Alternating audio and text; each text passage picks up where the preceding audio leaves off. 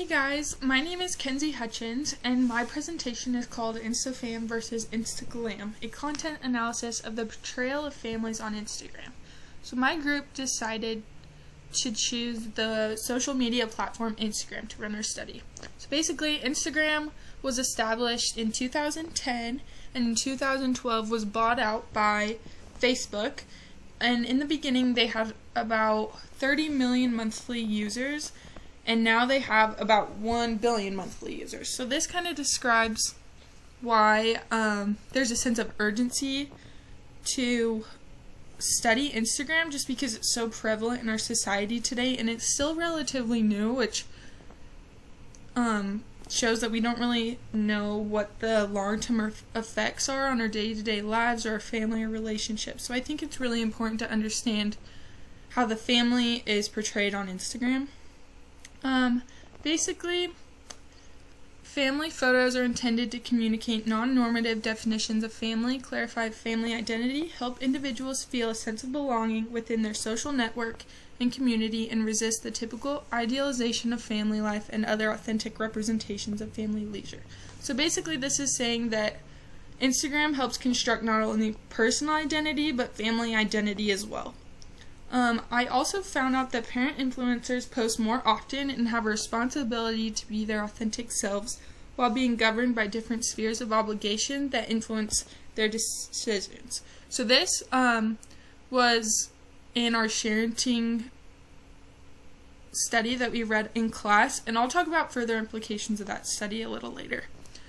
So I also found a study that said Instagram is the biggest platform that people use to engage with people that they don't know. So like this would be following celebrities, influencers, or people just from other schools that you don't know personally.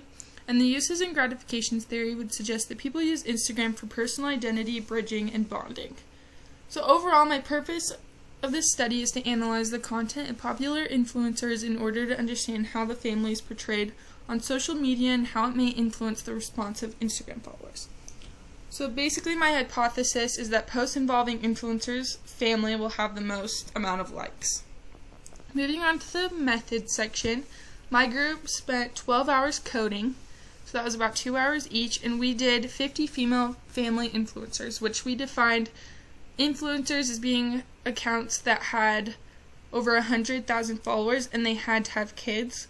And we chose females just to do females because it kind of made it more like comparable across the board, so we didn't have to have so many lurking variables. And then basically we just coded 100 posts, and we did 10 from each categories of Instagram influencers. So we had lifestyle, travel, fitness, celebrity, and home. Basically, our variables were the first one we chose was likes. This is just the percentage of likes that were on their post.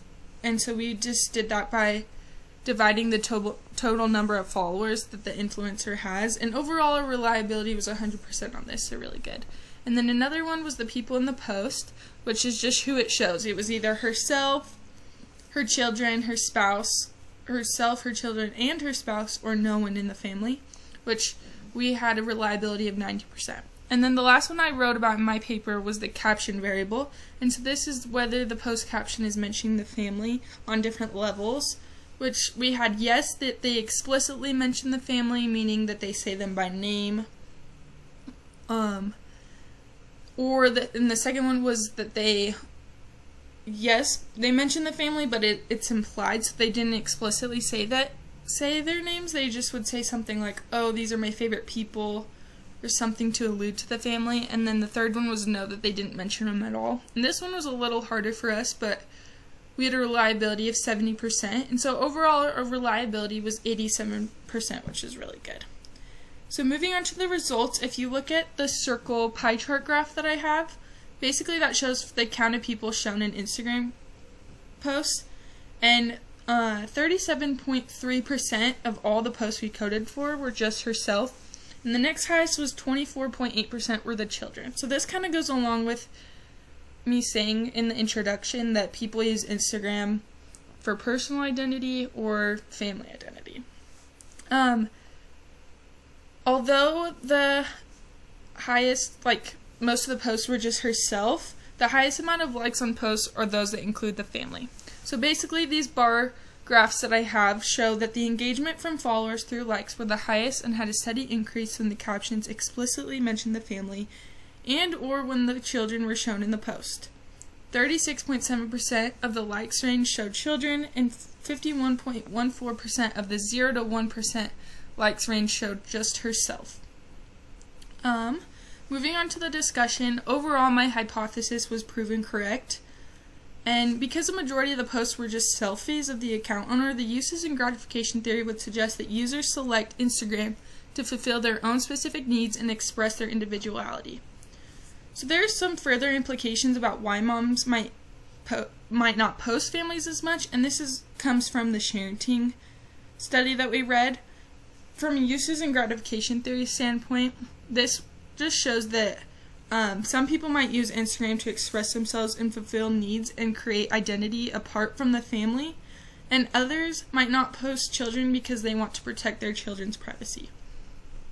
Additional findings in the study propose that influencers may react more to posts involving the family because it offers a sense of closeness and normalcy to the influencer's life others can relate better to. So future experimental research should examine if family influencers receive more positive engagement from followers than regular influencers. And theirs was a lot of, the research on this was pretty limited on family and Instagram likes, so I think that they just need more research to compare female versus male portrayal of family on Instagram, and that they just need to study it more altogether. But yeah, that's my presentation. Thanks for listening.